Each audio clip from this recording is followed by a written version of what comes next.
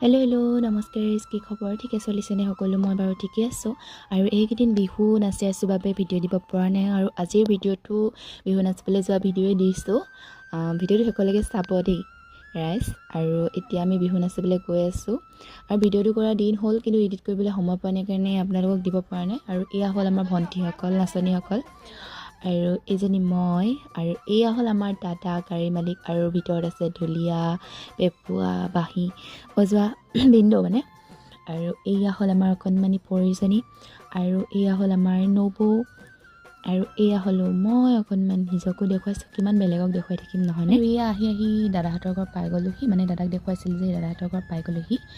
আৰু এয়া আইনা দেখি আৰু ভিডিঅ' এটা নকৰাকৈ থাকিব পাৰোঁনে অকণমান ভিডিঅ' কৰিলোঁ তাৰপিছতে আমি তাত নাচি কৰি আকৌ ইয়াত হুঁচৰি গাবলৈ আহিলোঁ এই দাদাহঁতৰ ঘৰ নদী কিনাৰতে চাই থাকক ভিডিঅ'টো